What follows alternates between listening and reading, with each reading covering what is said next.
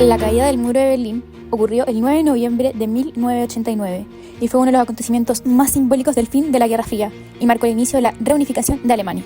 Este evento no solo tuvo repercusiones para Alemania, sino que también significó el colapso del bloque comunista en Europa del Este. En una imagen, libertad, ¿no? Pero en el fondo la gente no estaba reprimida, no estaba sujeta por una muralla y por las armas. La gente, yo creo que pudo empezar a vivir más tranquila, sin este muro que, si bien estaba en Alemania, es un muro simbólico de la división mundial. Tras la Segunda Guerra Mundial, Alemania fue dividida en 4 zonas de ocupación: Estados Unidos, Reino Unido, Francia y la Unión Soviética, lo que luego se transformó en 2 países, la República Federal Alemana y la República Democrática Alemana. El muro de Berlín fue una barrera física construida en 1961 por la República Democrática Alemana, la RDA, bajo influencia soviética. Separaba Berlín Occidental, capitalista y apoyada por Estados Unidos, Reino Unido y Francia, de Berlín Oriental, comunista, bajo control soviético. Su propósito era evitar que los ciudadanos del este escaparan al oeste, lo que era un gran problema para el régimen comunista, ya que millones de personas escapaban hacia las zonas más libres y prósperas. Por otro lado, tenía unos 155 kilómetros de longitud, con torres de vigilancia, alambres de púas y guardias armados. Después del bloqueo de la ciudad de Berlín y el puente aéreo, eso se va a convertir en el símbolo de la Guerra Fría. Y por lo tanto, allí cuando la Alemania Federal, porque ahí se va a instalar Konrad Adenauer como canciller, iba a contratar como ministro de Economía a Ludwig Erhard. Y él va a tener la idea de que no puede haber libertad política sin libertad económica. Y va a aplicar un sistema de libertad económica donde van a liberar los precios, lo que produce desabastecimiento, mercado negro, y por lo tanto es una muy mala idea que nunca ha funcionado. Y en Alemania va a funcionar este cambio por la libertad. Y eso va a generar un contraste. Esa misma nación gobernada en la mitad por un sistema de visión político-económica y por otro, totalmente radical, van a develar algo que todavía el mundo no entiende. Hay un sistema que funciona y hay otro que no funciona. El muro de Berlín cae porque quebró. La Unión Soviética se hundió porque quebró. Bueno, el muro de Berlín se construyó a principios de los años 60. Es larga la historia de por qué se construye el muro. Viene tal vez de los años 30, pero el hecho concreto es que las autoridades de Alemania Oriental, para evitar la fuga de sus ciudadanos, especialmente los intelectuales, decidió construir un muro alrededor de la ciudad para evitar la fuga de cerebro. Alemania, después de la Segunda Guerra Mundial, se dividió. Los aliados decidieron dividirse Alemania y una parte quedó en manos rusas, que fue Europa Oriental. Obviamente que los alemanes quedaron divididos y eso les afectó en su día a día, en su vida personal, en su vida familiar. Se vieron de la noche a la mañana encerrados y marginados por un muro, tanto los de Alemania Oriental como los de la República Federal Alemana, con el impacto y la vergüenza que eso significó por décadas. Amigos del lado occidental que sí tenían parientes por otro lado y recibía las noticias de la escasez que tenían y el sistema dictatorial en que vivían. Era muy difícil la comunicación. Era muy difícil, muy difícil. Y eso fue lo primero, desde el primer momento que yo llegué. Cuando yo llegué en septiembre de 62, Alemania estaba todo bajo el imperio de la reconstrucción.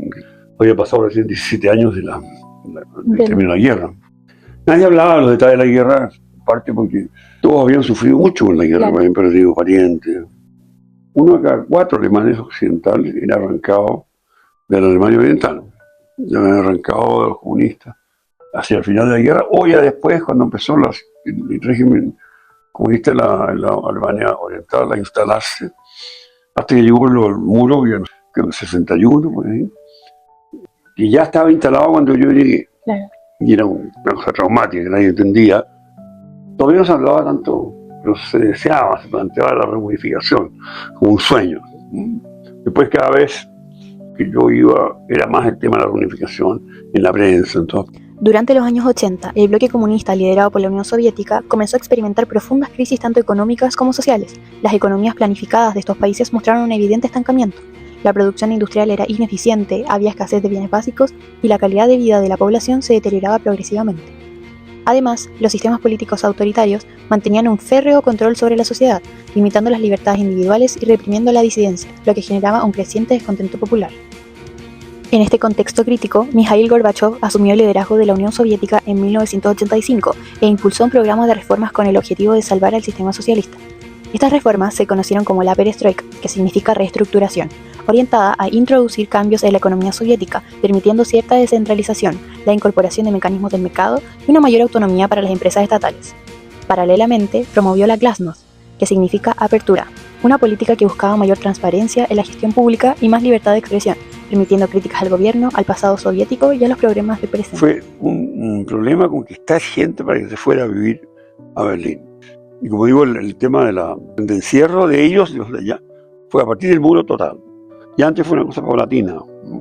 No, la instalación del muro fue como el final de un proceso de poner dificultades para que la gente salga. Entonces, con permiso especial del Partido Comunista, el amigo del Partido Comunista, y mis amigos le decían, ¿cómo te vas a ir? Tenemos que reconstruir la sociedad. Y ya. Total, mataron porque había el muro, no era un muro tanto así de ladrillo, sino que era un muro de 2 kilómetros, con rejas electrificadas por los lados. Y eso atravesaba toda Alemania. Pero muchos trataron de meterse por ahí y los mataron, fueron como 150 los que mataron. El muro significa la absoluta renuncia a toda libertad, a toda voluntad democrática, como se dice ahora, ¿no?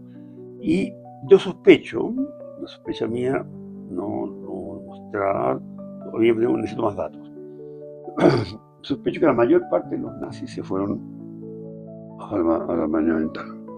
Y ahí fueron protegidos, y no solo protegidos, sino que ayudados y recogidos por la Stasi, esa tremenda policía que controlaba todo allá. Y ahí deben haber seguido haciendo sus fechorías. En la República Democrática Alemana, a fines de los años 80, crecieron los movimientos ciudadanos que reclamaban reformas.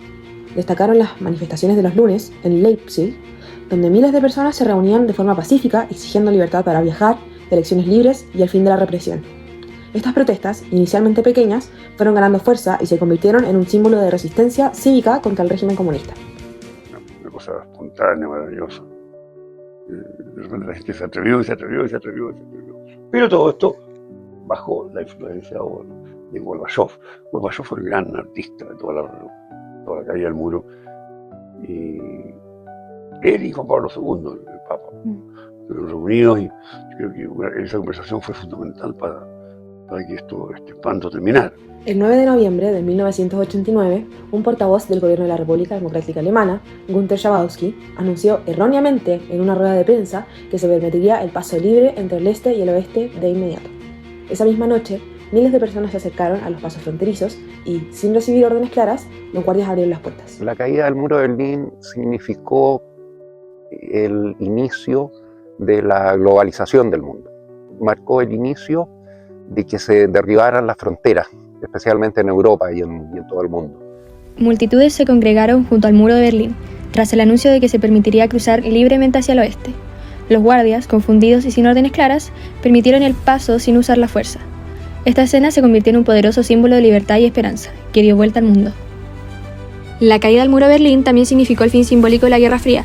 Comenzó una nueva etapa de relaciones internacionales, marcada por la expansión de las democracias liberales en Europa y el fortalecimiento de la cooperación entre antiguos rivales. El régimen comunista colapsó rápidamente y en 1991 la Unión Soviética se disolvió, marcando el fin de una era. Con la caída del muro, la Guerra Fría, valga la redundancia, la Guerra Fría se enfrió. Estuvo latente por décadas, tal vez por un par de décadas, estuvo sin hacer ruido.